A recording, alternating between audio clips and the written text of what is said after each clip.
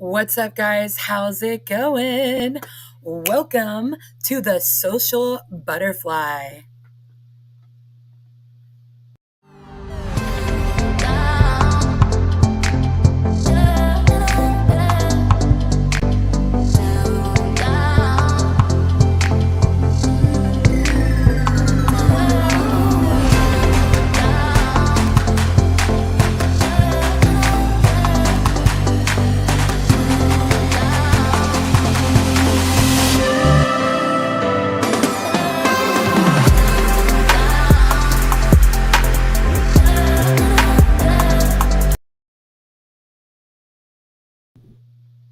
What's up, guys? What's up? Hey. I know it's been a hot minute since I've done a Social Butterfly podcast, but here I am. I am your host, Tiffany Barney, and I am just so happy to be back. So, I have such a special guest today. She is such a near and dear friend. Um, we go way back, actually. I've known her for quite some time now. And without further ado, let's bring this beautiful girl on. Her name is Laura Castillo. All right. Hello. Hi, everybody. Okay, here she is, y'all. And just to let you guys know, if y'all tune in and let us know where you're watching. Like, we want to see you in the chat. We want to hang out with you. So go ahead, leave some comments, leave, where you're watching from. And we're so excited for you to join us.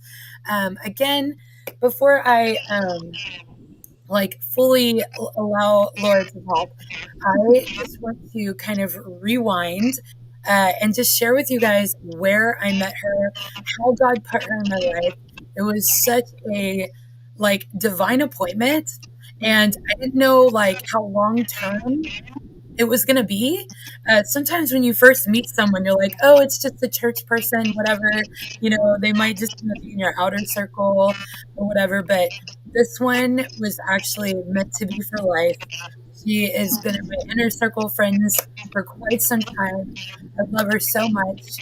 And yeah, so everybody, welcome Laura. Hey. Well, I'm happy to be on your show. And this has Yeah, been, like you said, in the making for a long time. right. We've talked about it for years. I can't even Literally. remember how long, but yeah, Yeah. I'm glad finally to be able to, I don't know, join on something that God put on your heart. And Yeah. I just love your obedience and pursuing whatever He has you do. That's what you do. I'm on it. Most of the time anyways, right? Yeah. But yeah, so I'm just going to share with everybody about how I met Laura. Some years ago, I want to say this was in like 2015-ish, 2016-ish, maybe. Yeah. It was quite some time ago. The church that we both used to go to, we had never met before, but they were like, hey, if you want to be in a rave ministry, there's a sign up in the back of the church. And so we both meet. We're the only people out of the entire church. God's like, you here, you come over here too, and you guys meet.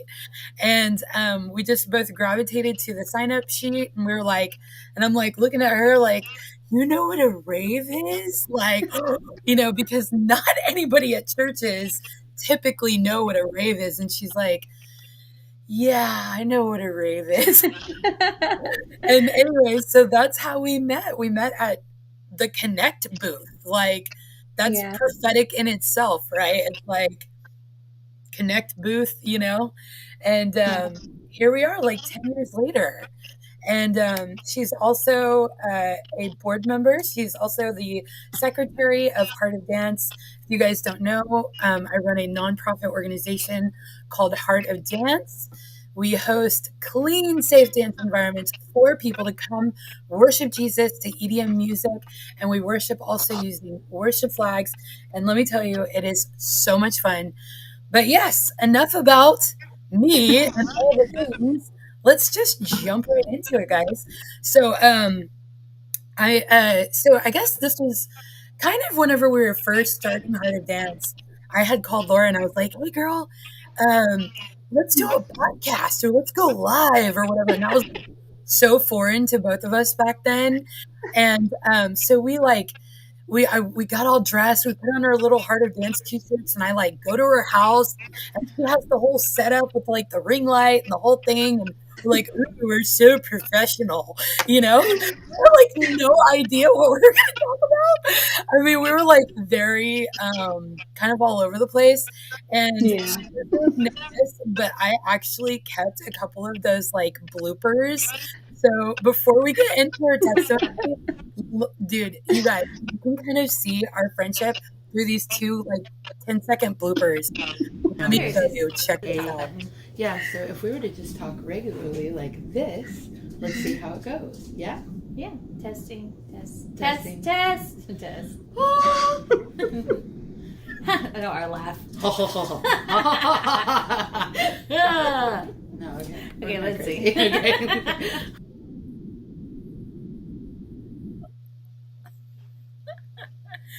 Oh my gosh, that's too funny. But yeah, so anyways, I just thought that that was hilarious.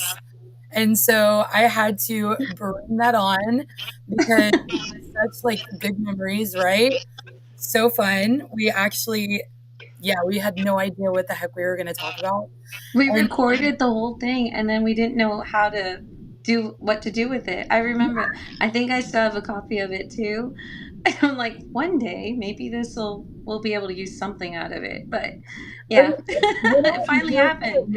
rambling for like an hour about things that were so, I don't know, just out of nowhere. But yeah, we tried. We tried. Here's one last Yeah. quick 2-second blooper, guys. This is pretty funny. Check this out. Okay. So Kumbaya. I don't know why that's the song that popped in my head. So you know about that local sports team, right? I hear they're going all the way this year. Is it football season? I don't know. I don't pay either. attention to that. Me either. Okay. Let's check it out.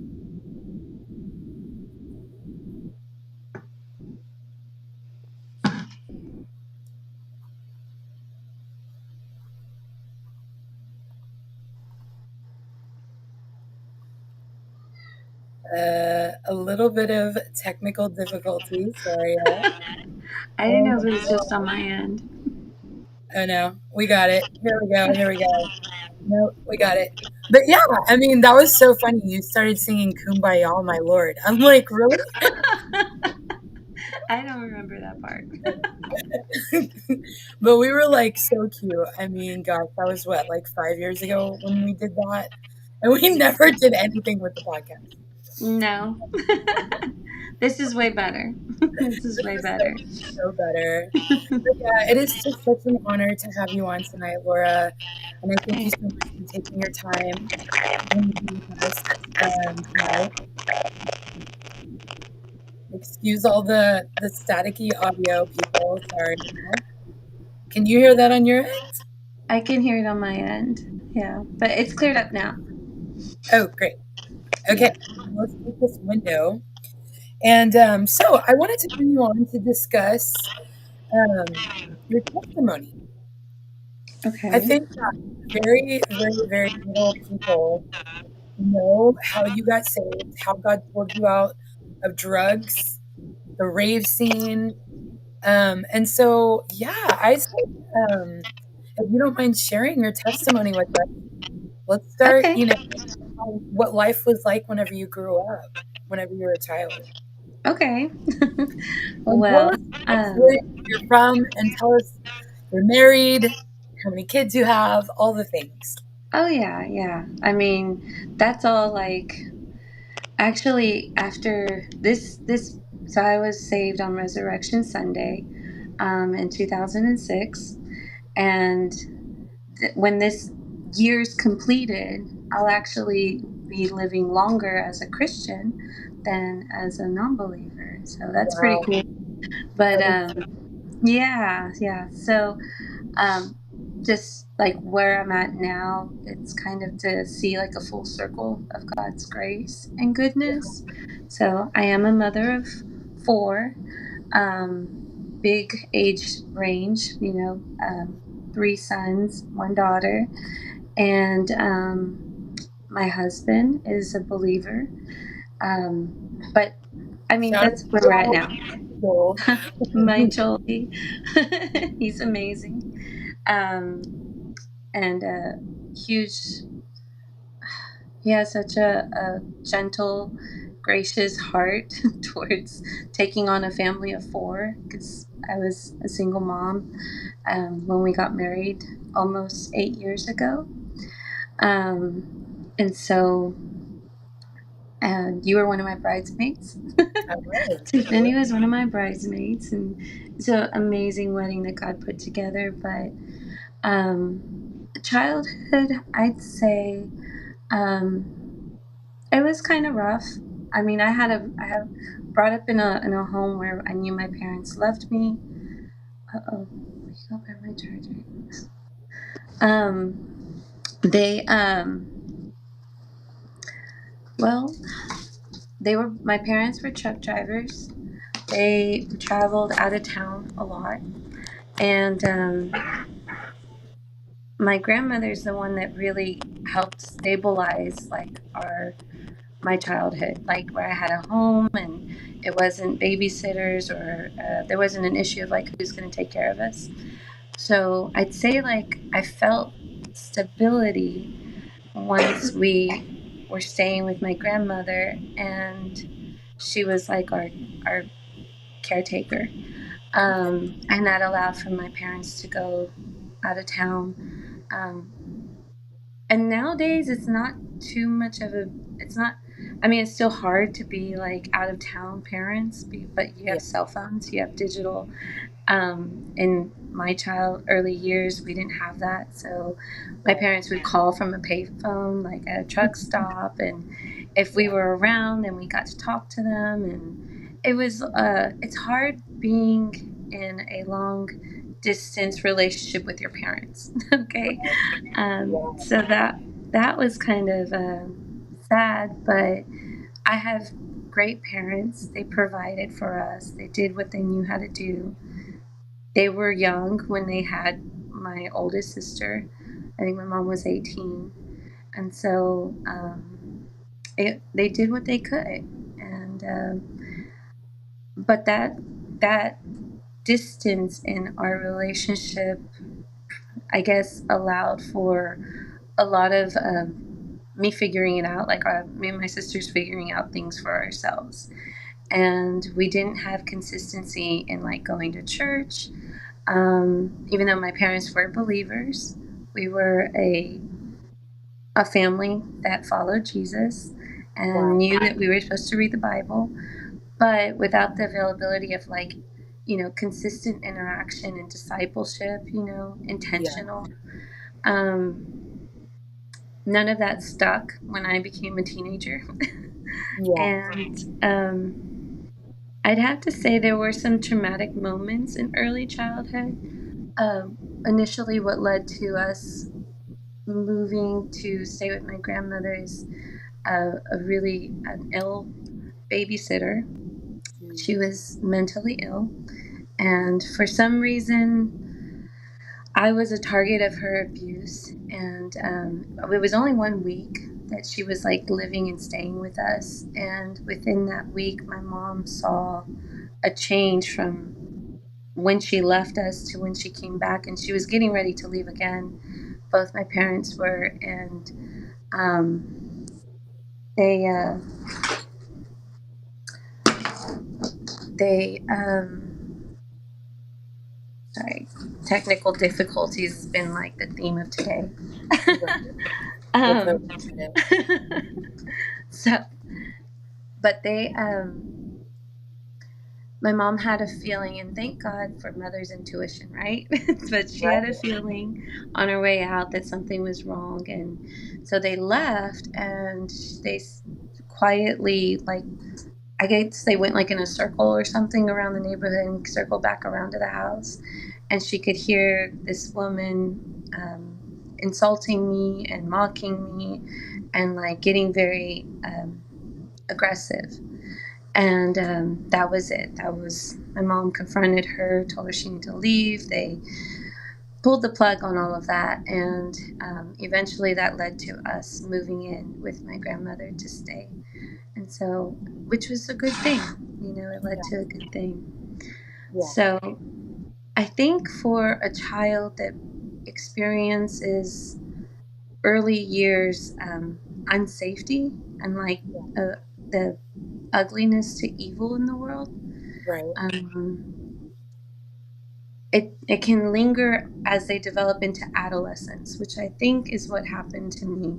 So around the ages of like 10 and 11, realizing that there was, you know, there's dangers in the world or whatnot, but also like trying to figure out your place in the world. Unfortunately, another traumatic event happened. A family member, um, kind of, it was an incident that happened that led into me not wanting to be vocal about trauma to my family. Right. So I started reaching out to friends and other kids for like adult advice, you know. Yeah. And I think all of that led into this facade of like friends taking the place of family. Right. The culture or the community around me was more of a priority than my family was, if that Yeah. makes sense. I And do. so, um, until, and that's, you know, I'd say around the age of, yeah, I was around 12, 13. I started lying about where I was going, and I'd go with my friends and tell my grandmother, take advantage of her, you know, her willingness to trust me. Yeah. I would say I'm going somewhere else, and I'd be somewhere else. And it led to an essay situation, which growing up with the basic principles of, you know, my faith in Jesus, I had every intention of like being a virgin when I got married. I had every intention to like try and obey like the things I knew about God, and that's where my heart was. But when that assault happened, it was really confusing, and because of a previous situation with a family member, I didn't feel safe to talk to my family about it. And so I spoke to a cousin, a peer, you know, and but about the same time, she was going through her own things too. And I just kind of followed the lead on, you know, whatever helped me cope. That's where I wanted to do. So I don't normally talk about that part. It's really easy to skip Yeah. the SA parts in our testimonies, which, I mean, for people, Yeah. it can be. I can just skip. I used to just skip and go into like, oh, I was a drug addict. Yeah. But one day, God like really revealed to me that I was self medicating, that I was trying to find a resolve, a coping mechanism. And Yeah. instead of going to him or even knowing to going, I felt like I was no longer able to go to him, Yeah. being young and knowing that, you know, sexual immorality separates us from God and is a sin. Right. And again, I wasn't brought up with biblical content for things like that. And so I was told, of course, you need to read your Bible. And when my parents were in town, we talk about God, and my mom would share things about God. But that was something I wasn't open with her about. Yeah. And I felt like that really left room for, um, you know, the what is that? The gateway drugs, you know? I'm gonna stop you right there for one Yeah. second. Um, First of all, I've known you for, like we just said, 10 years, Yeah. and you've never shared the essay thing. So I just want to say thank you so much for being so vulnerable and open to talking about that, because I feel like so many young people are going through that behind closed Mm-hmm. doors of some sort. I went through it at a younger age. I was probably 5 is when all Yeah. that stuff started for me. And it was at a babysitter's as well. So I can completely identify with you and sympathize, and it's happening to children, things like that happen to kids all the time, and it's so unfortunate. And a lot of times they have no power, they have no understanding, and it entraps them at such a young age. And so the enemy knows that we were young, or kids are young. So Mm-hmm. he weasels his way in however he can to try to do damage as early as possible. So there's no chance of even growing up with a healthy future. You know what I'm Yeah. saying? Oh And, yeah. and so he just still kills and destroys, and in this case, distorts us at a young age. And Right. so, and it's right before we hit teenage years, whenever we start going crazy, you know? Oh And yeah. so, it's almost like a really demonic, like, catapult into a wild lifestyle in a way. It's like Yeah. terrible plans, but I just had to stop you and just say thank you so much for being outspoken, because I feel like you said, nobody talks about it. And Mm-hmm. people do skip over things like that in their testimony. It was really hard for me to talk about it publicly as well. But God got me to a place of just saying, you know what? It's okay. It's okay. So I just want to let you know it's okay. Well, thank you. Yep. Yeah, and I wanted to talk about it because one of the things I wish I had known back then is that those kind of situations, things that people do to us that is labeled sin, um, that doesn't that's not your identity. That's not who God sees you as, and you're not even a victim. I learned that later. There's so many things that I learned later about God's perspective in or perspective of who He says I am. Yeah. That brought a lot of healing and redirected my thoughts about and exposed a lot of lies that I was believing. Like that was the first time, but because of my choices, I put myself in other situations where it happened again. Um, and that time it was one of my dealers, and I I just let it go. Really, I began to believe that maybe that's all I'm here for. Maybe I'm not supposed to be one of the people that God wants a part of His kingdom. I felt very um, detached and separated, and a lot of that was, I mean, like the enemy was having you know, his way with my way of thinking, Right. and but it was my mom later that because I just let, I guess, from the age of 13 to the age of 18, I had decided all I wanted to ever be when I grew up was the party girl, was the drug addict. I didn't have any future or any goals or ambitions to get a career, or I just want to pay my bills, get my drugs, and that was it. Yeah. I had also struggled with some health conditions when I was younger.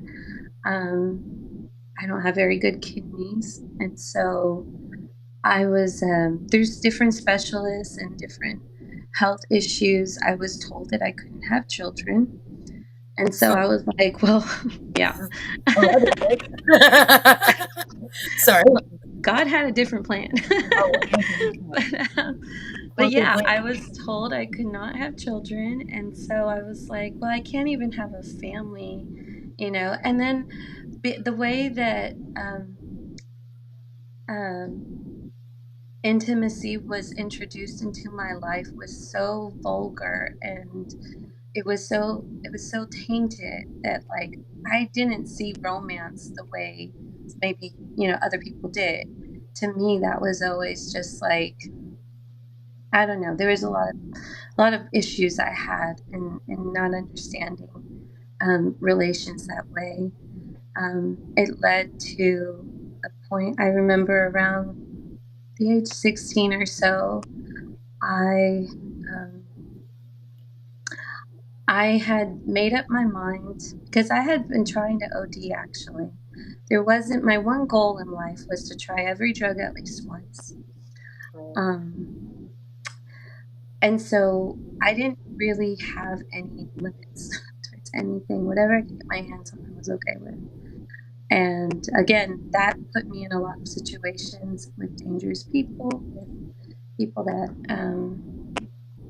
and there were a lot of good people too. Like, there were some really good friends. Yeah. But there's predators. And for a teenager looking to get intoxicated without any limit, those predators are looking for a person like that. Yeah. And so I was an easy target. God truly protected me. I was never arrested. I was almost trafficked once. But I think because my tolerance was so high, I came to. Like, they tried to roofie me, but it didn't take. I like I was in some hotel room with a friend of mine. I grabbed her and I was like, we got to get out of here. I just remember it was so hard to walk. I went to the front desk. We didn't know where we were. And I told the front desk, I don't know where we are. I need a phone. And my friend was able to call somebody to pick us up. And by the grace of God, I made it home. But I believe, looking back on it now, I was like, wow, I think we were about to get trafficked. Our ride was supposed to take us to the club, and we ended up in a hotel room. Crazy stories like that. Yeah. I have quite a bit It's, of those myself, so I totally get it. yeah, yeah. And of course, like, my parents thought I was somewhere else. My grandmother thought I was somewhere else. And those kind of situations always, um, I don't know. I look back now and I'm like, wow, it's a miracle. Things didn't go completely as bad as they could, knowing a difference now. But all of that is to eventually lead up to the age of 17.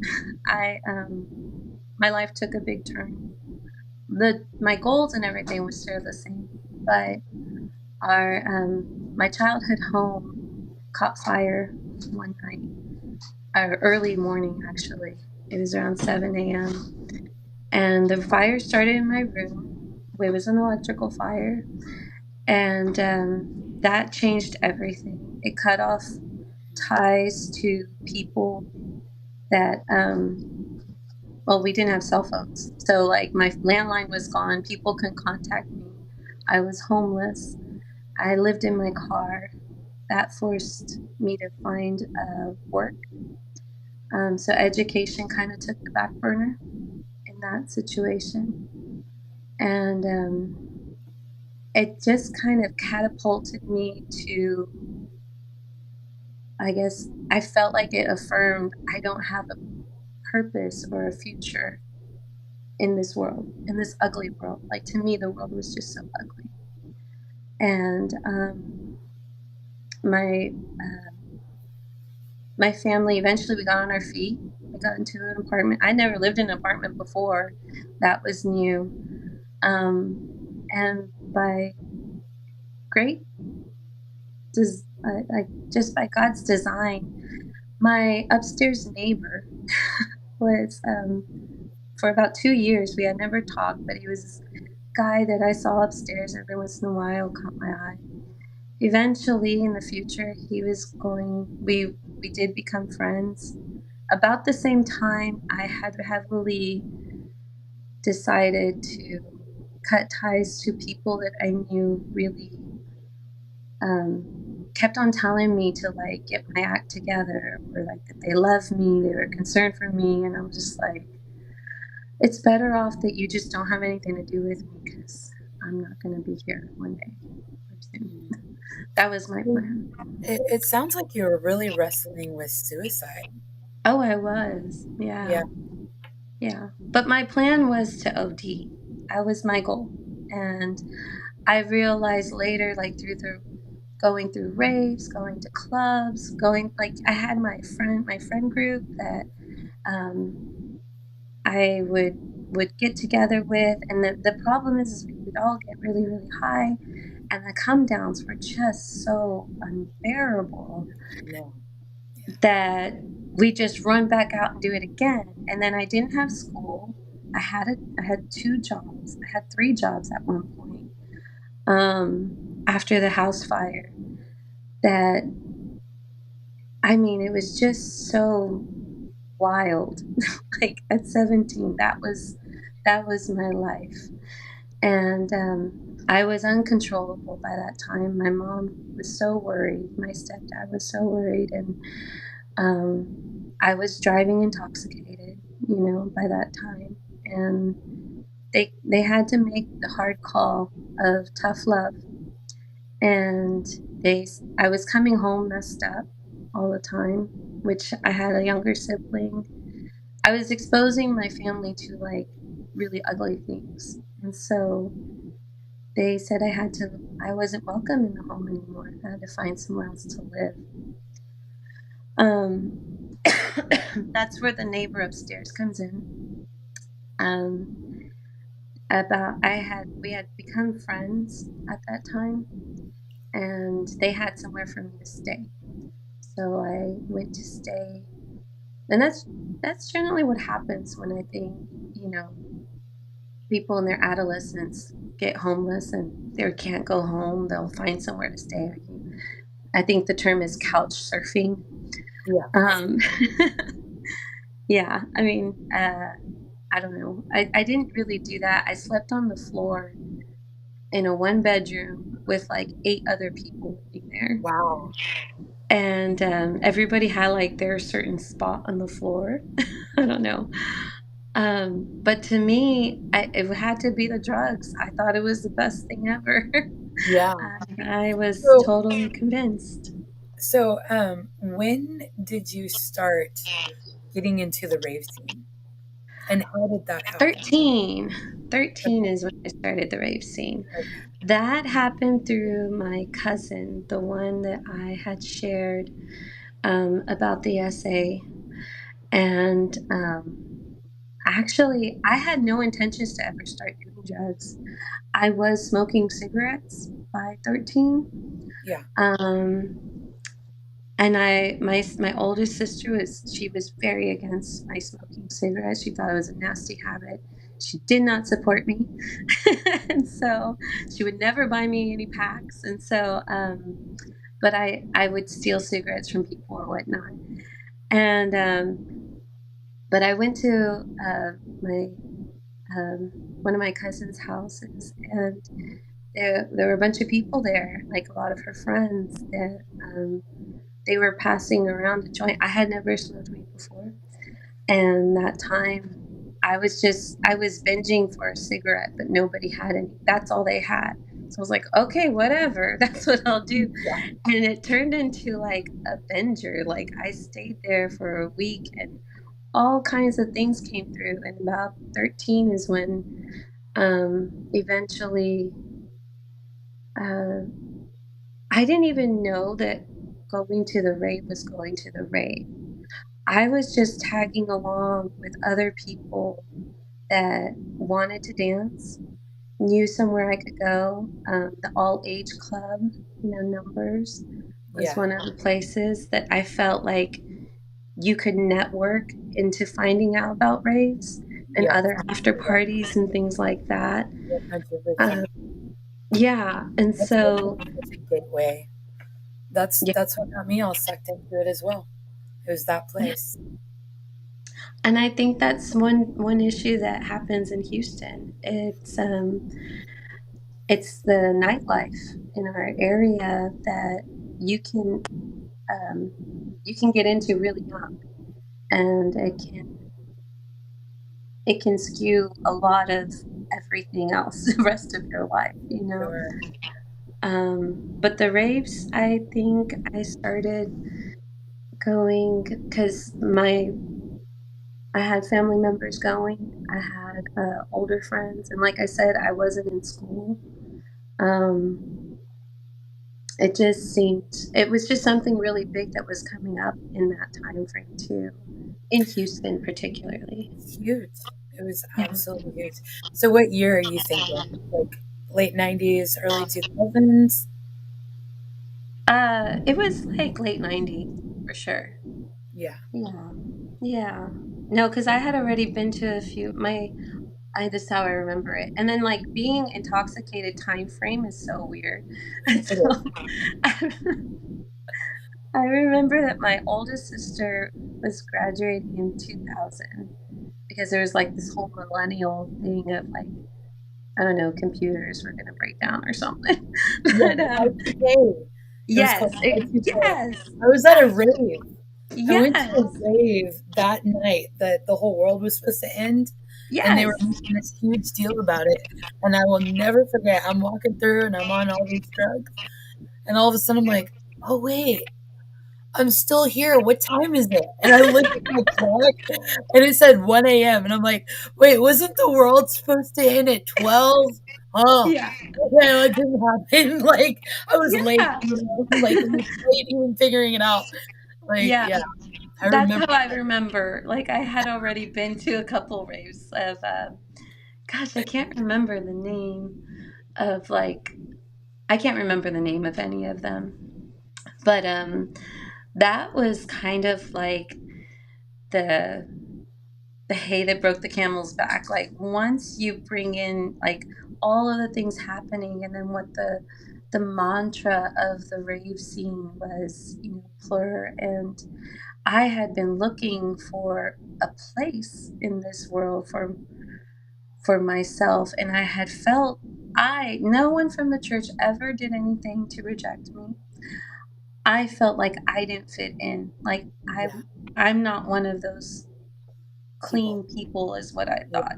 You know, I felt tainted, and that um the things that I had been doing, the things that had been done to me, I was like, there's no way I'm supposed to be made to be one of those people, you yeah, know, and such yes. darkness in my life. Mhm. And I separated myself um, secretly, you know, in my heart. I felt Yeah, like I was a reject, you know, yes, absolutely. and Well, it's a lie. It's also it the is enemy lying to keep you separated. Does that make sense? definitely, yeah, Yeah. yeah, because you could become your own enemy in that situation. Like, Yes. but I did still pray. I remember I would still pray to Jesus, especially like if something was happening with cops. I'm like, please, Jesus, you Oh know. yeah, of course. You know? Anyways, Lord, I'm sorry, but I'm in a situation, so knock, knock, knock. Yeah, yeah. I mean, I and you hear you. know, I think about it now, and I'm just like, wow, he was still listening even then. His Yeah, heart was still for me even then, you know. 100%. Um, but I did. I never rejected that Jesus was God to me. And in my mindset, I thought that was the gospel. I thought I was saved because I wasn't an atheist, or I didn't believe that Jesus wasn't God. And Right. that's like the basic um, Misconception. mistake. Yeah. Yeah. And Sure. so, yeah, but when the rave came into the scene, and the mantra of the rave scene, peace, love, unity, and respect, it's such a counterfeit to It the is. kingdom of God. It is. But I took refuge in it. I Yes. found a way to cope and to run away from the trauma, from my hurt, from my situation. And there it was there with open arms to take me in, Yes. but to spit you back out later, It's and I often say the rave scene is like a cult. yeah. It's literally like a cult. They have their own motto. They worship. They take drugs. It's like there's all of these things. They all dress the same, or lack of Well, nowadays. But and it's just cults are counterfeits it, too. it's all counterfeit. It's Yeah, 100%. Yeah. but it does.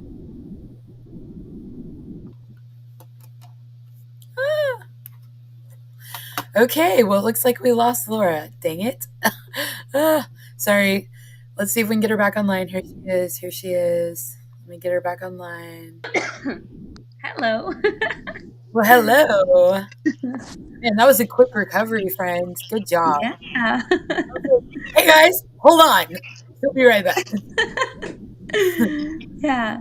Oh, I was just saying that it was that God kind of creates us with a place that we want to belong. Yeah. And that's where I found myself around the age of, I don't know, 17, 18. But I was also homeless. I was also an addict and fully convinced I had no purpose for a place here in this world. And whatever I was here for, I didn't really want it. So let me So, ask you a question really quick yeah. about the time of your life. So you were on drugs. You had Mhm. people in your life trying to reach out to you, but you really separated yourself even from people that cared for Yeah. you. What about your parents? Were they still on the road during this time and wasn't really like aware of the magnitude that you were homeless? Like, did they know you were homeless? Like, Well, we all became homeless as a family when the oh, house burnt down. okay, go. And so at the time, my mom and my stepdad were working to get us a new place, and they did. We ended up in an apartment. Okay, But my drug use had just gone worse than it had ever been. I had um, found, I guess, like my kryptonite, which was methamphetamine, yeah. and that kind of took over. Like, I lost track of time. I remember situations like, I have to say, like, one of my saddest and worst addict memories, barely, that I can remember is Thanksgiving dinner. Um, I showed up at midnight for Thanksgiving dinner. I literally fell asleep in front of a plate that my family had prepared for me, that they had put aside. Um, and then I got up and I just left.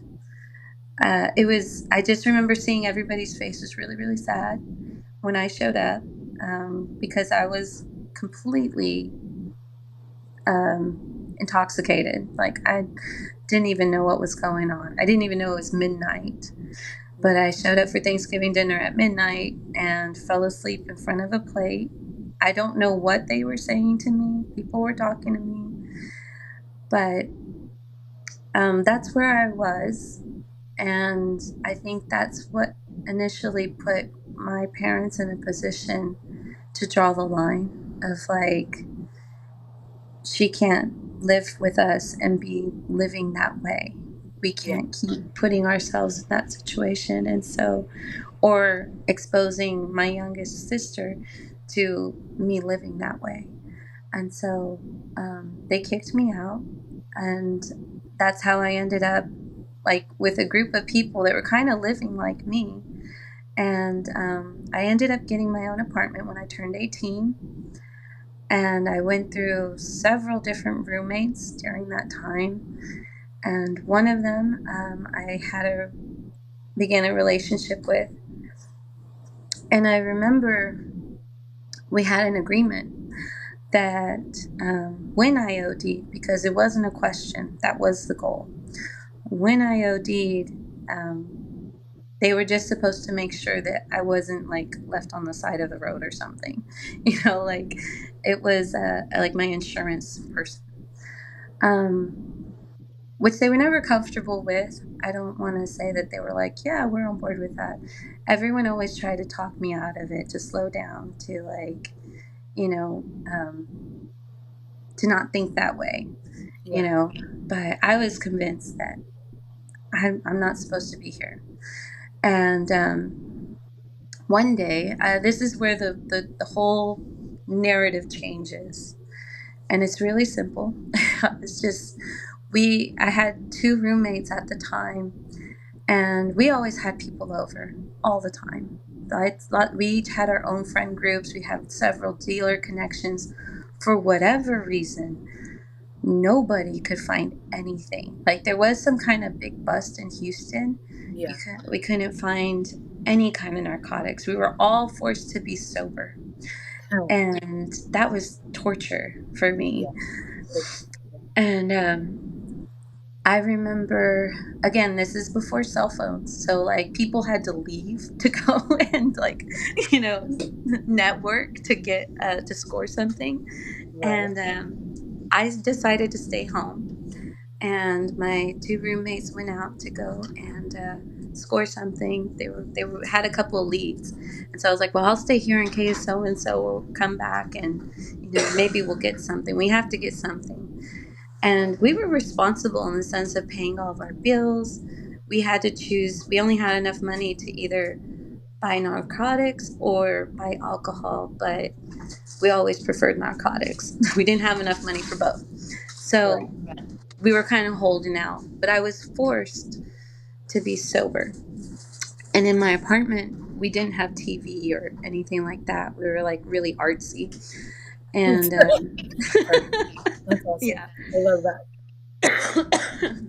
So there really wasn't like pastime things to do. So I remember just writing, and I was writing what became a prayer. And then I ended it talking to God about like the tortures of sobriety and how I resented it. And I acknowledged that I was an addict. And I was kind of just expressing to God that I can't stop now. Like, if I do have a purpose, and if you made me with a purpose in a place here, you're going to have to make me stop. And I remember writing that, and that was the end. That was the end of whatever I was writing. I don't know what happened. Eventually, we scored something, and I just shelved it, A week later, I found out that I was expecting. And wow. That was the game changer for me. And I realized I was expecting because I was hungry. I was like ridiculously hungry. Being on meth, you don't really have an appetite. You eat because you have to. Yeah. And I ended up making. So my family would drop off groceries sometimes for us. So we always had like odd items in the kitchen. I crushed up peppermint with apricot jelly and ate it on crackers. That is a new one. I've heard pickles and peanut butter. No. I've heard of like weird things like that, and like fried chicken with like mustard or just whatever. But no, that's a first. Laura. Yeah, that was the red flag. I was like, what is happening? That's how I knew I was pregnant. Was because of the what? What was it? Apricot jelly with I crushed up little peppermints that you get from takeout. Yeah, the red and white ones. Oh red and white and the green and white ones. It didn't matter. I gathered all of the peppermints and I like crushed them like you would. And I mixed it with the jelly. So I'm gonna crush up some peppermint. Yeah. It was, I don't know, there was no logic to it, but that was my first meal, like as a expecting mother. And I remember thinking, like, what is happening? Why am I hungry? Why am I willing to eat this? And it tasted so good. And I was like, okay. But that in itself was and then I didn't even have a solution. Like when I wrote that prayer to God, I didn't have a solution. And I didn't expect that I could ever stop. Like being an addict the way I was for so long, I didn't know how to live outside of that. And I had already started my adult life that way. Um, I worked at one of Houston's large novelty smoke shops at the time. I remember you telling me. And yeah, and so like that was my That was one of world. the popular places to go to, that particular shop. It doesn't Everyone. exist anymore, but yeah, it was. And for many years, it was a Yeah. big place to go to. But that changed with a life in me, and God used the news of a baby to filter things in my life. Like I guess I had like a zero self-value for myself. And when I became pregnant, that changed. Like all of a sudden, everything that was important in life was like, is it good for the baby? Of course, drugs are not good. Alcohol's not good. So I stopped. I made that stand for sobriety because of my expecting baby. Wow. And that doesn't happen a lot sometimes, but God knew that was the game-changing factor for me. And I remember telling the people that were staying with us or visiting or friends, I'm done. I'm pregnant, and we're gonna be sober. And I went through withdrawals in my living room because I thought it was really cool to have my bedroom and my dining room, living room area, and my dining room was in my bedroom. I don't know. I was like trying to be anti-conformative or something. Yeah. But I did. I just remember that week I was at least a week where I was just curled up on my bed, suffering, sweating, All with shaking, child. sick. All Huh? with a baby. All with child. Yeah. Yeah. Withdrawing from drugs, serious drugs, while you were pregnant. Yeah. Yeah. And I remember we went to I don't know what organization it was, but there was some kind of organization where they did a test for us and they confirmed, like for free, and they confirmed that I was pregnant. Because I had just done like the regular, I think it was a dollar store test. And, but when I knew like for certain I was expecting, I was done using. And I remember though, my friends would still save my portion. Like we were kind of like, I don't know, I guess what people would think hippies are like. We would share everything. Right. So they expected me to not follow through. But I did. And as I made that stance up for sobriety, a lot of the people I knew ended up leaving, not really hanging out with us. Yeah. And that changed everything. I mean, that was my firstborn son.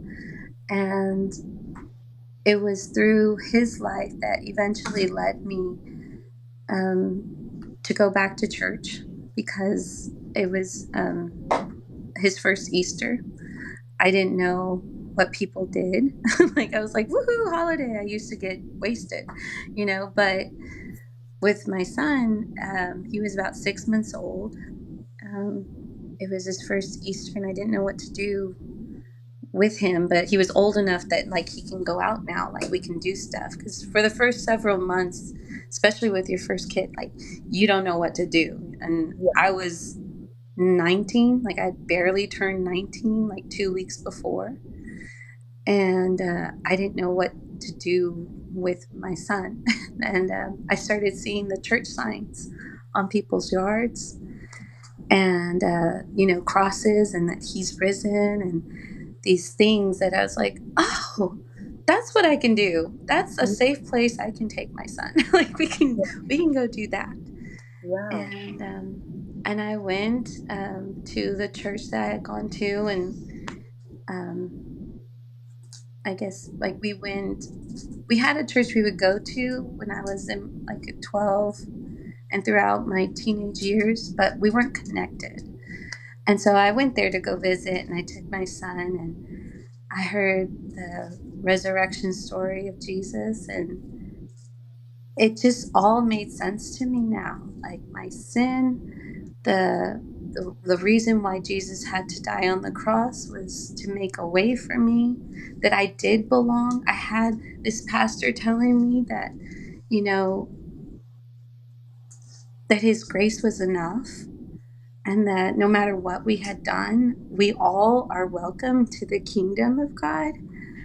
And it just changed everything. I was so humbled by my sin in my life, but I realized then that that was real love.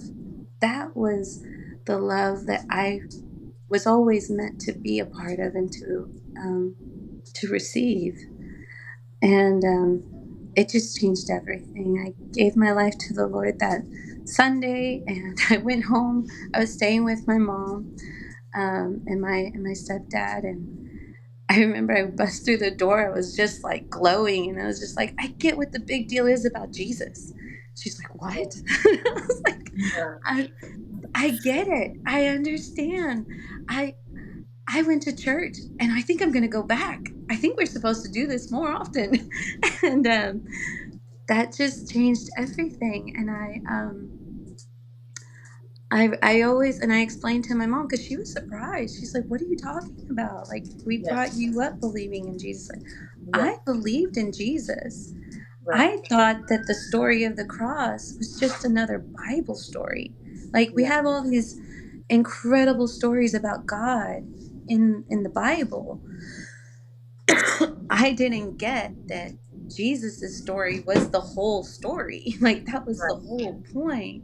Yeah. And to me, it was like Jesus was like another character, like Jonah and the big fish, Right. Right. Jesus and the cross. It Yeah. wasn't like my salvation story to me. I Wow. didn't identify that to be what makes me a child of God. Yeah. That changed everything. And then entering motherhood just like 6 months before that, understanding that something I can love more than anything else in this world, Yeah. you know, a reason to have a purpose, Yeah. it's what I figured, like I have a reason to live. Now I'm a mom. I have to do whatever I have to do to take care of this person that God's given me to take care of. And so God really used motherhood and my son to filter out people, filter out substances, my time, where I was spending my time. We started going to church all the time. Like anytime the doors were open, we were trying to be there. And he didn't actually like going to church, my son. He would, I'd always get caught out of service. He would scream and cry, but I had this couple that they would just kind of smile at me and say, just keep coming, just keep coming.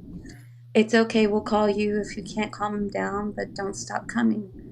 And I needed that. I needed somebody to keep pushing me Yeah. to to not feel like an inconvenience, to not Right. feel like I don't belong.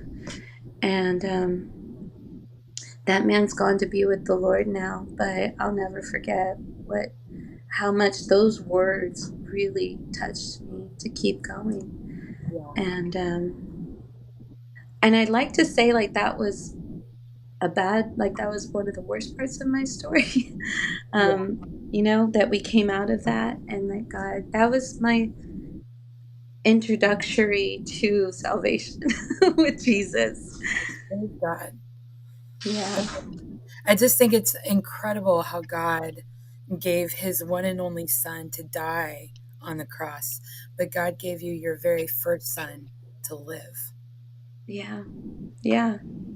And I also find it not by chance that you named him Isaiah. Isaiah was a prophet. Isaiah Yeah. was a prophet.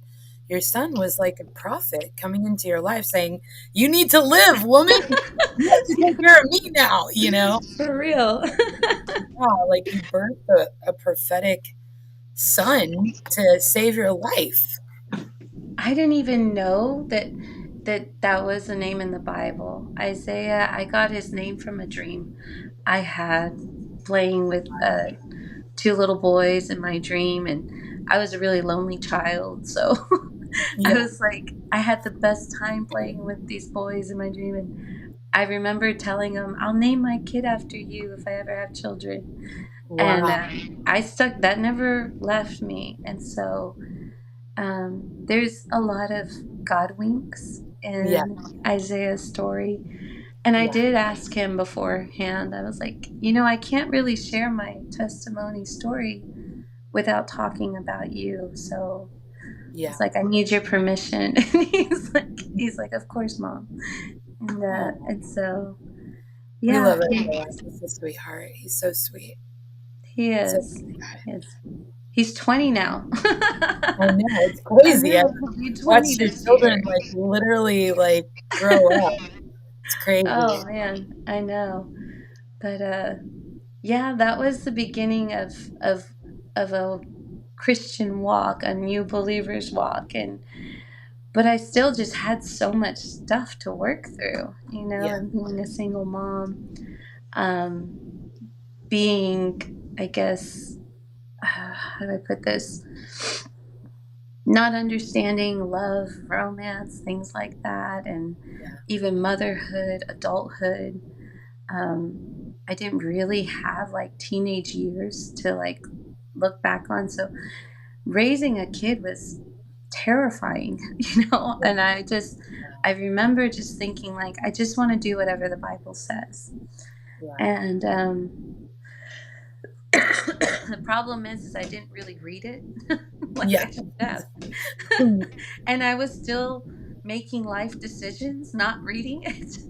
Yeah. One of those was the father of my other two children, um, which was my first husband at the age of 22. He was in the military and a friend of the family to a cousin of mine, also serving in the military. And this was during the time of MySpace. Yes. My faith era. Yeah. Yes. Well, he Everyone saw my profile on MySpace, and love it for space. right? I must have had a good song playing or something. I I don't know. know, right? Ooh, your graphics were really just amazing. But man, he was very persistent, and I I don't know. I was like, I have to marry somebody that believes in God. He said he believed in God. I said, okay, and we got married. Check. Yeah, yeah. I He must be totally a made believer. that mistake. Yeah. He must be a believer. He said so. So, Yeah, yeah. Later, I found out we did not necessarily believe the same. And honestly, I think you know, um, I know that our children are supposed to be here, and we really tried to work through a lot of different things.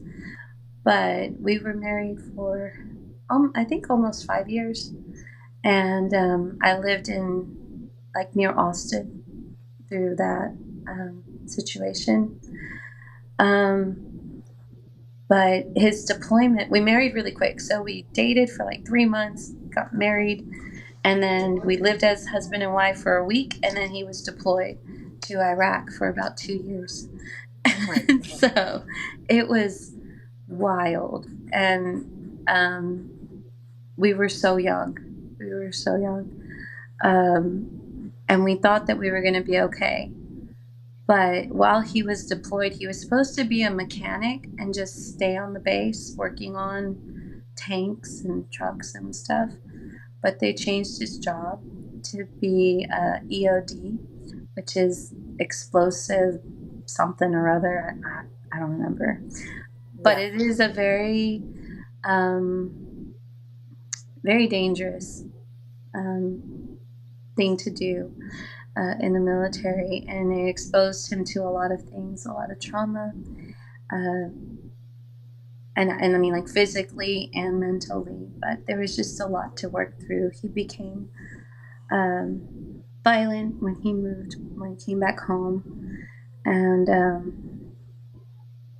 I guess that led to another season.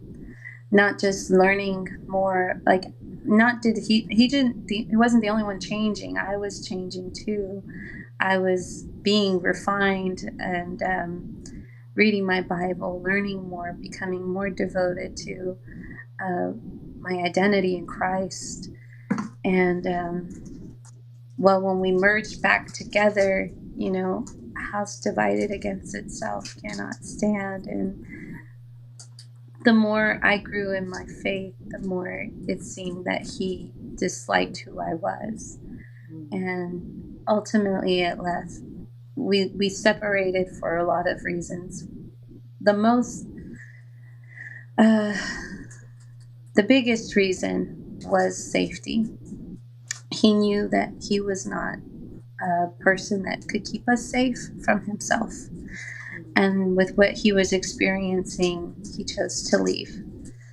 And but then he would I remember just sometimes I would get messages of like very aggressive, very threatening, because he thought I had people watching him.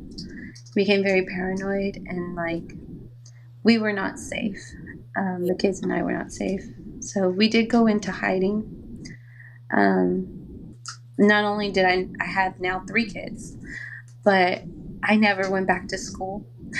I was in school when we met, but because of his deployment, and I was actually doing really well. I was in school. I had a great job. I say I was in daycare, but I flipped my life upside down to marry this man and to go be his wife. And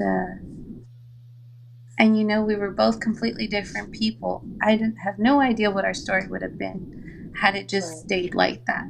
But it turned out to be a different story. But the kids and I did end up having to go to a women's shelter for our safety. We couldn't go with family because he knew where our family would be, and they also didn't feel safe. They didn't think any of us would be safe. So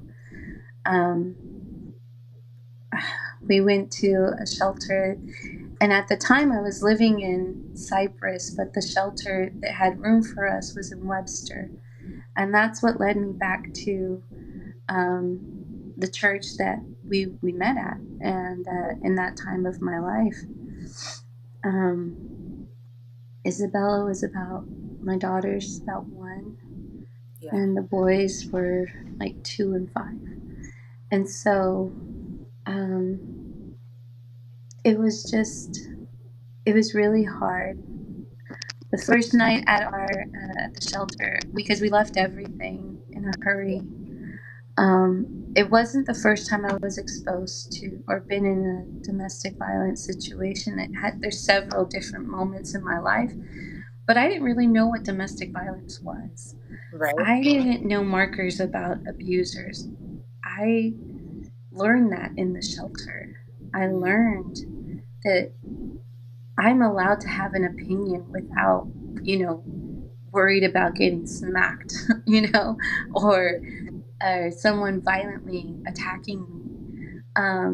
I learned certain characteristics in people that you can know are abusers or prone to be abusers of some sort. I'm really grateful, even though it was a sad situation to be in a woman's shelter with my kids. We lived there for almost a year. A lot of families do, a lot of women were there. But it really helped me become an adult. There's structure in them, in the sense of you have your chores, you meet with a counselor to discuss goals to become independently stable. I went back to school. The child care is on a hidden location on site, so my kids were able to stay there, and I know that they were safe from our abuser, which I can honestly say now that they're older, they told me nothing ever happened, but I was always skeptical of leaving them anywhere. Right. And but that really helped. And honestly, I remember, and I'm just going to share this about God, I'm going to boast on him. I remember there was this hard time in my life, because even though I had become saved, walking in righteousness or following Jesus, I had a lot of refining to do. And I remember there was this hard place I was in when I recognized, like, my husband wants me to drink and get drunk with him, or he wants me to, what he has, have a good time, but it compromises what I know, my walk with him. And I remember talking to the Lord about it, and he just said it to my heart, would you follow me even if it means you lose your husband? And I had to resolve within my heart then and there, I lose everything. I don't, like, to me, my life with God was everything. And he had made himself known to me in such powerful ways, like literally going from death to life. Yeah.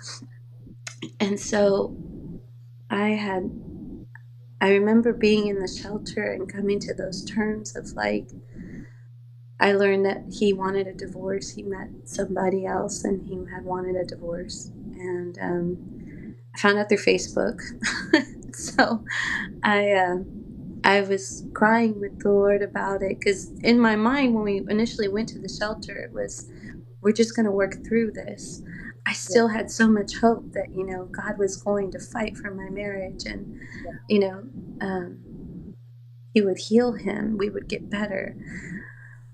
But when adultery became the situation and my husband wants a divorce, I really wanted to be like, no, you're not. You're going to just be stuck in your affair. She's never going to get to marry you. I married you first. A little bit of the old me I'm coming just out. spiteful that way. Yeah. No, I mean, I feel like anybody in their humanness would feel that way. Yeah. But I was Really. hanging out with a friend, and she recommended that I read 1 Corinthians 7. And it talks about a non-believer, wanting to depart. It says to let them depart because we are called to live in peace. And I realized that I was in sin with my spitefulness of, like, I'm not divorcing you. I was refusing to let him depart, not because I was for my marriage, but it was in the wrong heart. But when I read that verse and I realized, like, well, I'm going to obey what God says. And I do want to live in peace. I want to live in his peace. And so I did come to those terms of, like, okay, I'm losing my husband. About that same time frame, I was doing chores. I had already put my kids to bed, and I had the late night chores with another person in the shelter and another mom. She also had 3 kids. We're about the same age. And she came to me while I was mopping the floors in the cafeteria, or our eating area. It wasn't a cafeteria, it's not that big. Yeah. But she came to me and she said, I, she's like, I, she's like, I'm in the same situation as you are in. And I see that you have something different about you in our situation. Whatever you have, I want it. And this is about the time I was going to overflow a lot. And I was understanding that, like, to be brave and talking to people about my faith. And I got, and I said, well, the only difference is it's God. I have the, I have God here with me. And I said, let's meet up afterwards. And so we met up, and she did have a Christian background. And through our conversation, she recommitted her life to Jesus. Wow.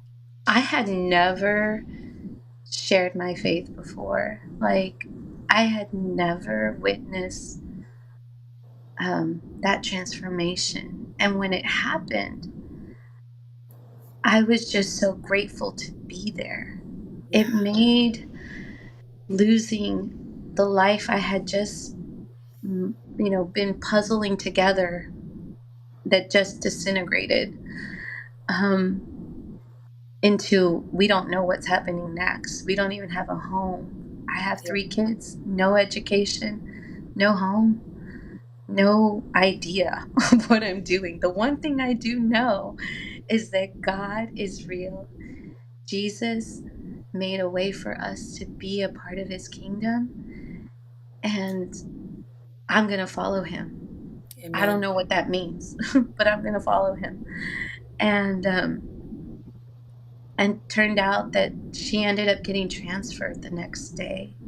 Wow. So, like, we didn't get to, like, develop a friendship, but the impact of witnessing what God was doing through the whole situation behind the scenes, I had no idea that I was ministering. It wasn't intentional. Yeah. It was something God was doing. You were being a, And you were yeah, being the light. what did you say? I said you were being the light. Yeah, yeah. And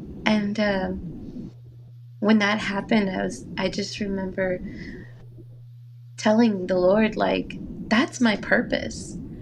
That's why I'm here. I'm going to tell everybody about you. And I said, I'm not by any means, and I mean, I look at my life and I'm like, by no means am I, like, qualified or, this beautiful, picture perfect Christian that a lot of women are, Yeah. especially beautiful women that give their life to Jesus really young, and they have this powerful story. Yeah. But I'm a mess, and I've always been a hot mess. Yeah. And the only thing that's ever seen me through and somehow gotten me out of, the dirt that I've known Yeah. is Jesus. And I'm going to tell everybody. Come on. And that changed everything. I, I ended up getting into trouble in the shelter because I started a prayer team in our like, multi-purpose room. Oh, really? Yeah, I started. I was just like, once I knew that was my purpose in the Lord, oh man, I was so excited. I'm like, this is a mission field. This women's shelter is a mission field. And God just changed so much of my perspective on life. And I learned to embrace the singleness, and to embrace the hardship, of raising my 3, but always making it fun. Like, we had fun. We started. It was all about the Lord, and we started connecting with missionaries. We would do car washes to raise funds for the missionaries. That's actually how I used to raise money for my raves. We would have car washes, and then God redeemed that later. Wow. Come on. And I mean, I look back on it and I'm like, wow, I was radical with my kids. Radical mom.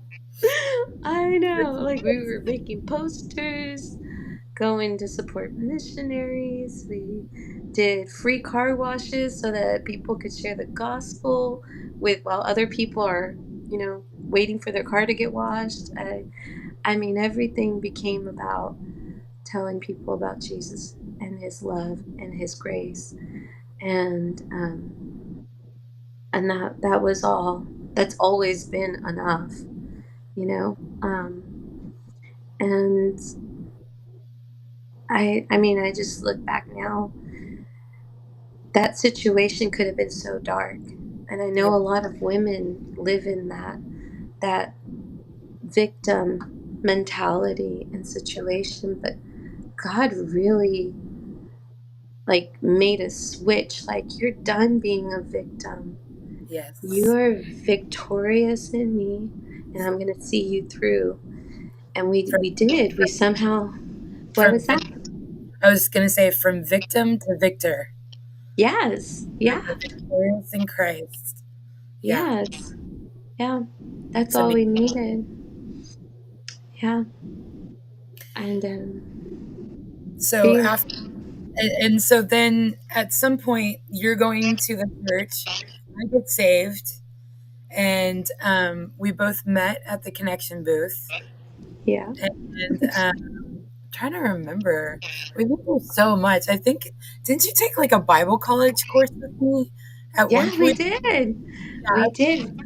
if I remember correctly, because I remember like a group of us coming over to your old apartment and like doing something. I can't remember like We were every taking hermeneutics together, I horror. think. That's what it was. Hermeneutics, or I think it was church history, Yeah, and even. history. Yeah. I Yeah, couldn't do all of the whole program because I had to work and I had the kids, and but I was just faithful, one thing at a time, what I could do. I it saw was. it through, and that was such a sweet time of It was in such a our sweet. classroom. Oh Yeah. my god, it was awesome. And Sometimes I still wonder if I even got everything, but no, I was in and out for sure. It was so deep, the way that they would teach. Their classes were yeah. college level deep classes, you know. Hmm. But but yeah, and then the Lord, kind of started speaking to me about starting Heart of Dance, and I just remember coming up to you and I'm like, "Hey, I really feel like you're supposed to be a part of this ministry." And you're like, "Okay, cool. What is it?" And I'm like, "It's a rave ministry." And you're like, "All right." And then I remember like, "Okay, well, I'll get back to you. I'm gonna like figure out what the logo is supposed to look like. I'm gonna pray about it."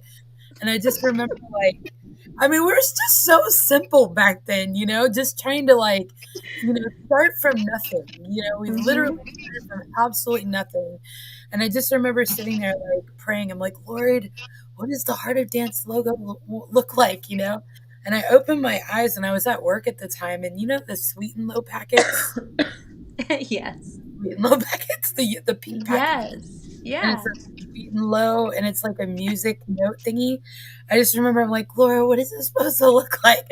And then I opened up my eyes, and then I'm like sitting there, and I'm like, that looks like music.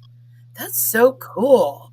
And I'm like, "Yeah, instead of sweet and low, it'll say Heart of Dance."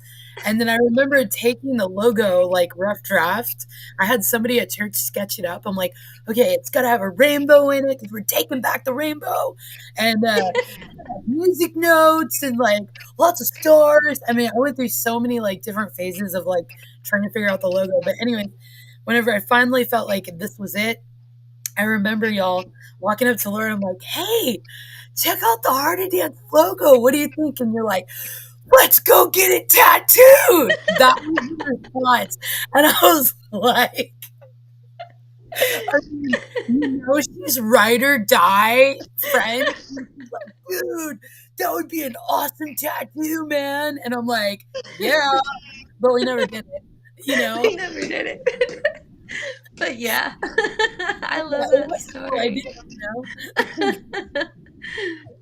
That's totally what I would have said. Yeah, I don't know if you remember that, but you're like, yeah, we should go get it tattooed. I will never forget that. That was your response to the Heart of Peace logo when we first started putting this thing together. And here we are, man, just step by step. God has brought us on a both journey of like, redoing a lot of our past using Heart of Dance to like redeem raves, redeem music, redeem dancing, redeem how we even worship, right? Like even like altar, it's like you can't worship to house music. What are you talking about? Oh man, do you like? I wish I had a way to see my face It's just wild. How when you God introduced Christian EDM to me, and I'm like, is this for real? I know, and I was like that too. I'm like, is this allowed, God? Like, Yeah. is that like, I mean, I'm like, that sounds sinful to me. I'm just saying, I know. the Lord's like Tiffany, and he really unraveled a lot of like knots that were confusing and that we just didn't know, Yeah. we just didn't know. And there's like amazing worshipful music that is, beautiful, Yeah. and it's very worshipful and it's fun. It's got a beat, it's fun to work out to. Everybody likes the Hillsong and Jesus culture or whatever. Brandon Lake remix, like it's awesome. I love it. Oh my gosh, hey, Lisa's on. What's up, Lisa? It looks like she like a while ago, and I just now seeing that. I remember when we went and helped with your car wash. That's what Lisa said. Yeah. Yeah, she did. I don't I know. can't remember. Was I there? I don't remember. I mean, I would pull in anybody and everybody. I'm sure I you are. remember that. Yeah. Yeah. It was just such a sweet time of a ministry. And I mean, now a ministry, just we're still at it. It just looks different. Yeah. And but that time was just so precious. And I kind of learned the difference between, like, making a good yes when it comes to doing things for the Lord. I think that through my time of being a believer and being married and unequally yoked, when I was in a way set free from that, I just kind of I just head dove into all of it. And actually, about the time that we met, I had just been talking to another friend of mine about, like, going to evangelize at a rave. I'm like, I don't know that the church is even there, but they're still happening. We can Yeah. find one. Let's go Yeah. and evangelize at a rave. Yeah. Boy, it's so um, crazy how yeah, God, it's like divine timing, and God, I didn't even know you, and God speaking to you about it. And yeah, here I am thinking that nobody in the whole church world had ever heard of a rave. None of that. It was so hidden, and God has used us to expose what has been going on. Churches have heard of like hip hop music, things like that, with like gangs, hip hop, whatever. They had heard of heavy metal, like death metal, whatever, that kind of like genre. They've heard of like rock, all of these other things. But whenever it actually came down to like electronic dance music and what was actually happening at these kinds of events, it's like, if God hasn't raised us up, pulled us out of that, raised us up for such a time as this, to use us as a mouthpiece to share with the church, hey, this is the rebranding of the 1960s, of the hippie movement. It's all about the peace and the love and the all the drugs and the free and all this kind of stuff, right? And because that's Yeah. what the enemy does at the end of the day. He can't create, so he just repackages things like every generation, and that the raves are today's hippie movement. Well, I will say though, like the individuals that I was going to the rapes with, they had no idea that they were being used and that secretly behind the scenes I was intentionally planning to like use it to like commit suicide. Like they didn't know that my mental state was in such a bad place. From the outside person like going to a rave with me, I was happy, I was excited, I was dressed up and the party person. And I was generally that way with a bunch of people. And so there's this facade of like fake it till you make it in Yeah, the scene that I think a lot of people live in. And right. and the fact of the matter is like if I had known that it was a counterfeit to what could really be, like that sobriety could be enjoyed, that dance could be considered worship, that could be a connection to God through music, through my intentional heart to Him. And I think, I don't know, I just feel like there's a lot there. I mean, there's still a lot of different people that I know that still go to um, great lengths to normalize music festivals. Right. And I've even seen it in Disney, kid shows that Yes. the kid characters are going to a music festival, or in movies where the Yeah. mom's taking their child to the music festival. Yeah. And there's this push to like normalize it. Yeah. But my 100%. experience of it as a teenager was it's not like that. Like there is a lot of danger in that agenda. There is a different agenda Yeah. through it, and I think there's a lot of predators that jump on board to these massive dance, festivals, or whatever they're going to call it, music festival, rave, dance festival, whatever they're going to title it and market it.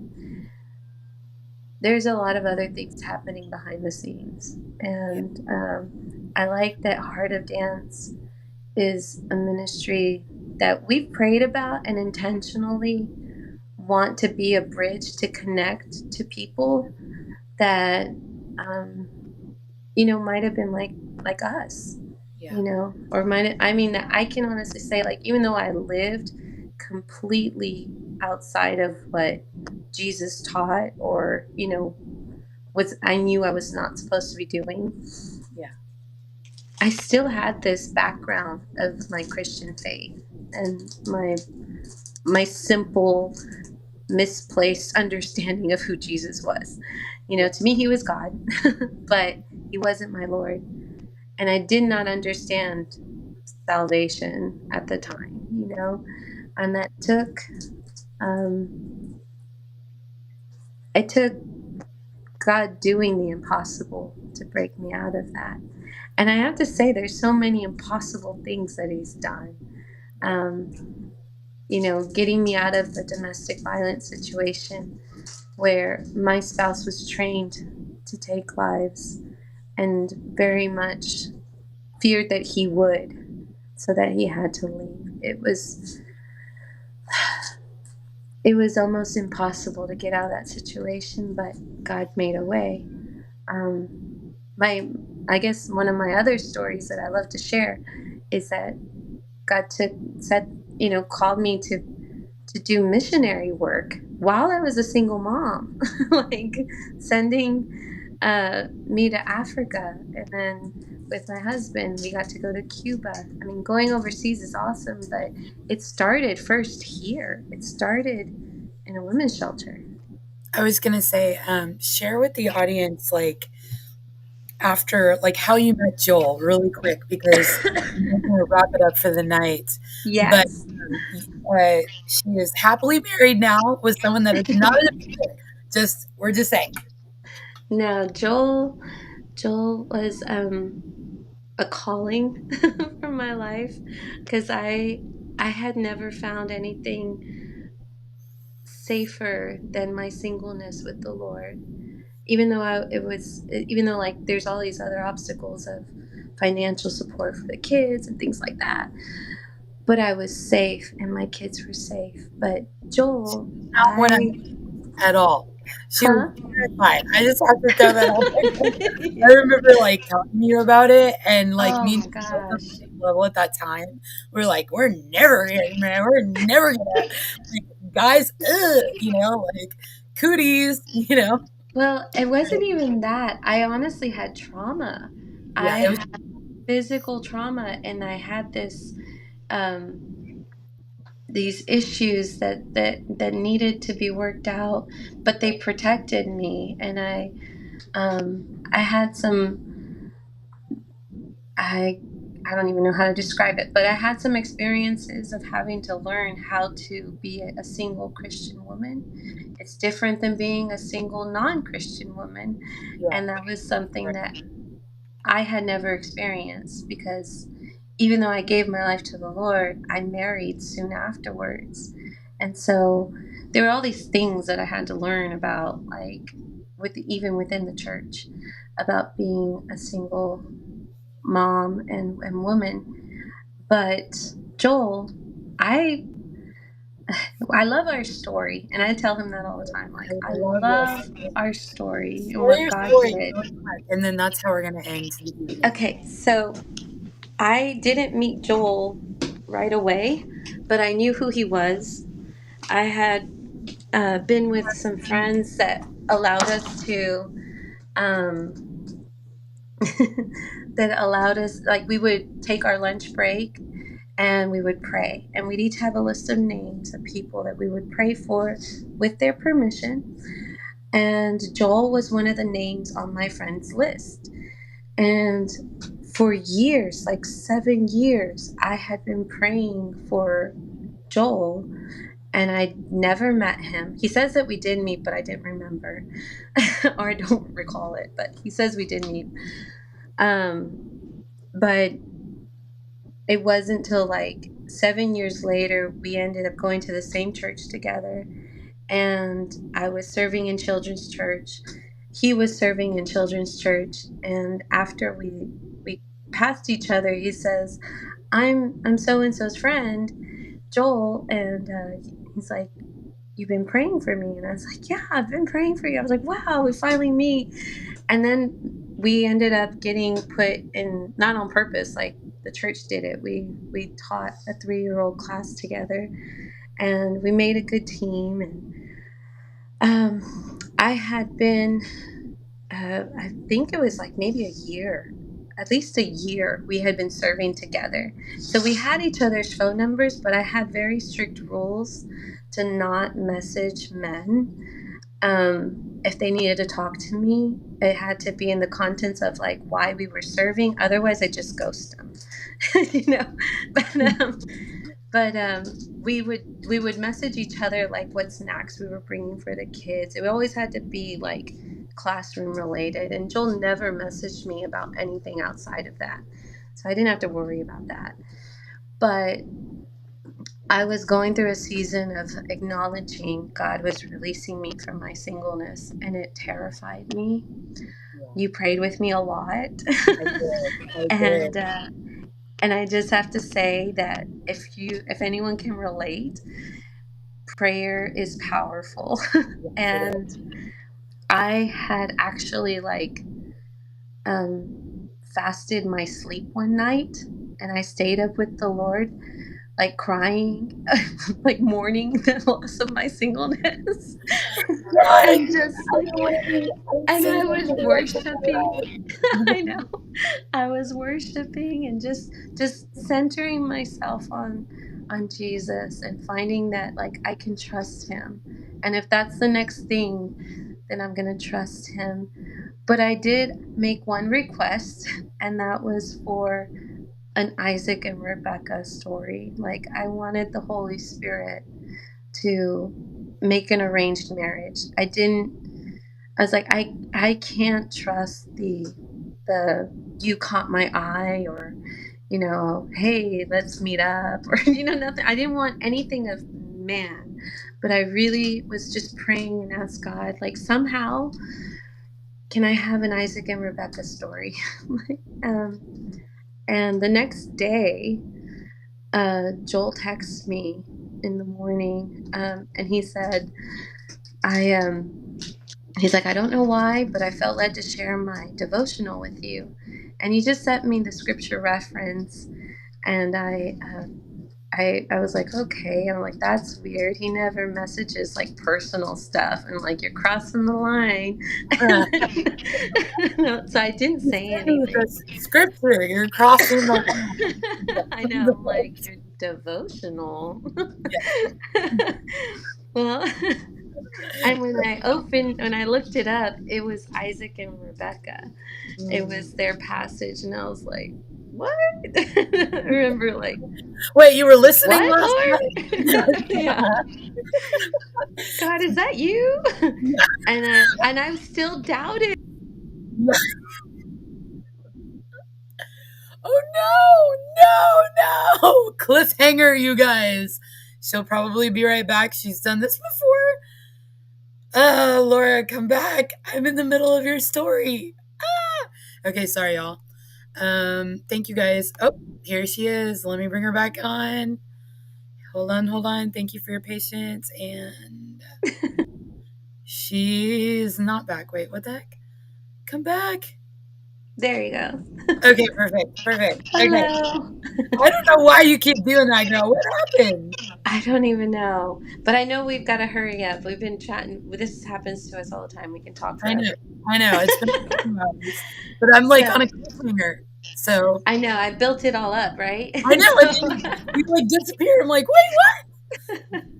So I was still doubting, and I worked in a glass building, and I'm like really high up in a tall building. I look up, and there was a giant rainbow cutting across the clouds in front of me, which to me, I always see it as a sign of promise.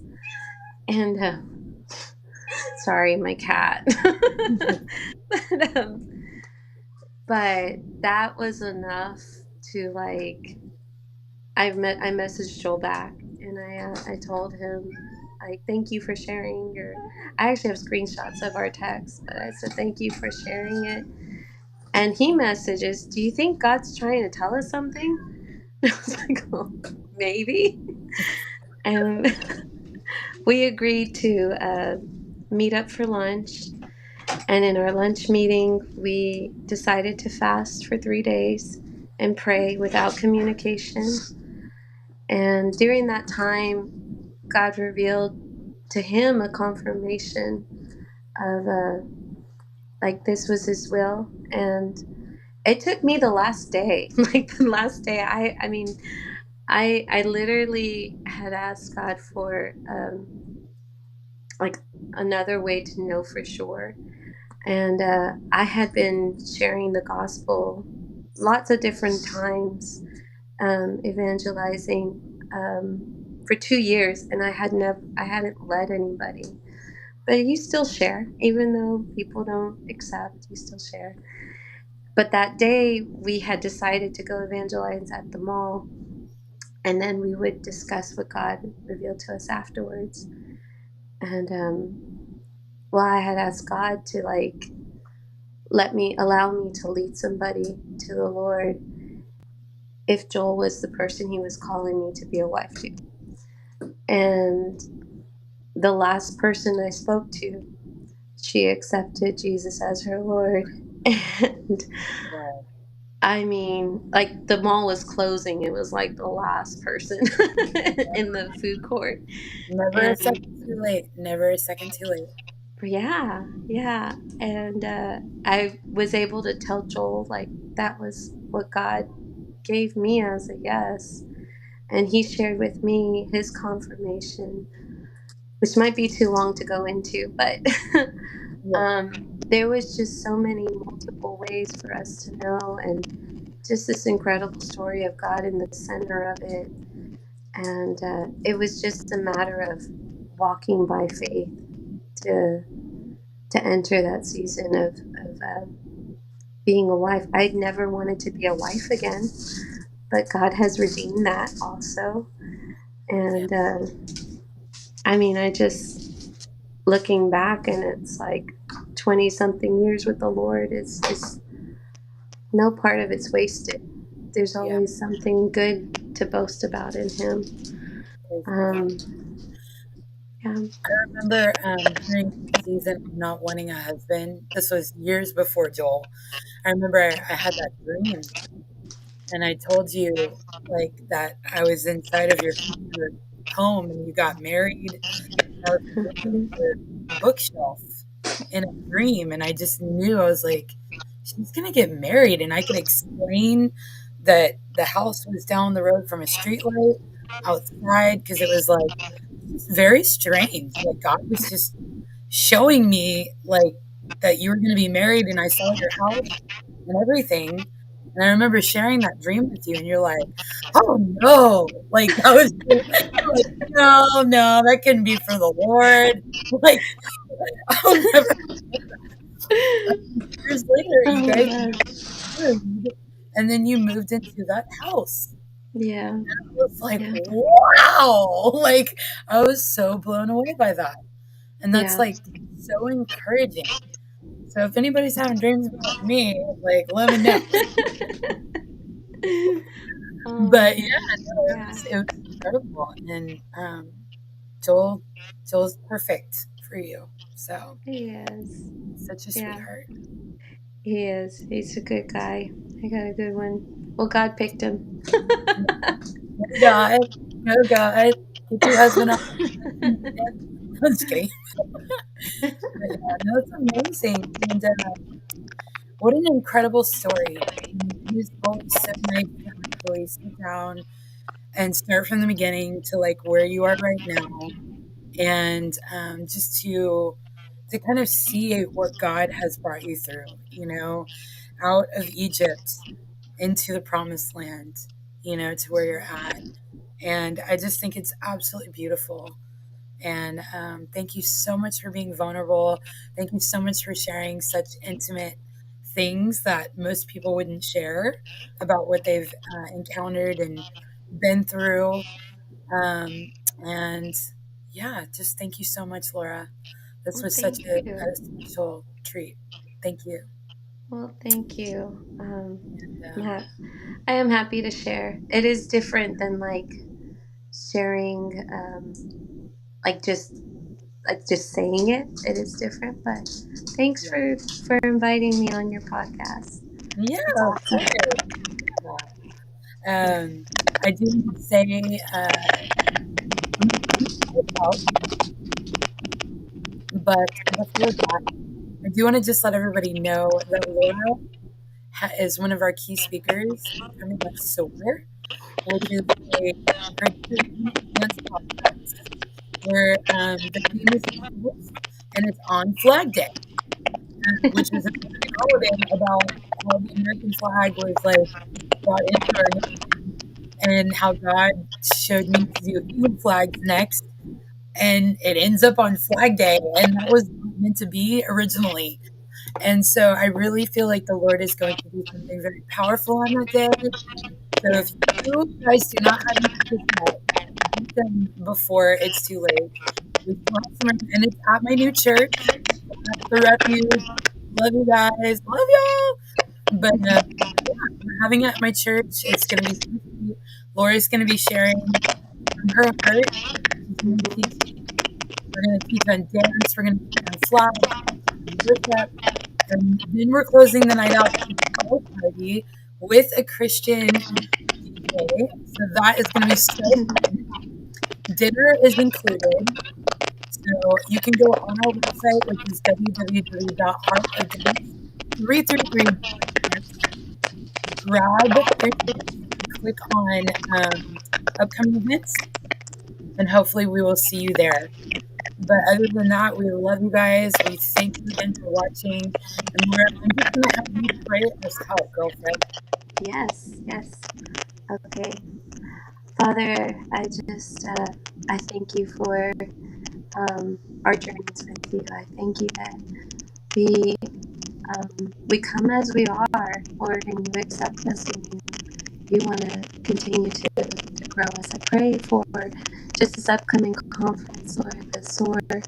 Um, it has been, it's on your heart, God. You have just imparted to us something on your heart that we get to participate in, Lord. And we're excited, God. I pray that you make a way for those that you are calling to be a part of it, to be bold, um, to just be obedient, to step out in faith, and to come and sit at your feet, God. Thank you for your word. Your word is just, it's life changing, and I pray that you would continue to send it out through the Heart of Dance ministry. I pray for Tiffany, God. I thank you so much for her life and for our partnership, our sisterhood that we have in you, Jesus. I pray that you would bless her, keep her, and make your face shine upon her, God, and continue to make a way for others, Lord, to boast in you, to just um, fix ourselves in your presence, God. Um, I just pray for the listeners, God, for Tiffany's audience, Lord, the social butterfly audience, God. Would you, um, would your spirit just minister to them right where they're at, whatever season they're in, whatever they're going through, whether they're on the mountaintop, whether in the valley low, God. I pray that your spirit would just use this ministry, this podcast, to encourage them to speak life through each person, each conversation, each video, God. We pray for you to just bring the people that you want to listen in. And it's in your name, Jesus. Amen. In Jesus' name. Amen and amen, girl. Thank you again, Laura. I love you so much, girl. And I'm so looking forward to our conference coming up. Yeah, me too. Another shameless plug. But but all right, guys. Well, y'all have a super blessed night. Love you guys. Thank you, Margie. Thank you, Lisa, for tuning in. Love you, ladies. Thank you for everybody else that's watched. And later down the road, if you guys want to know anything more about Heart of Dance, feel free to message us through our website. Again, that's www.heartofdance333.dance.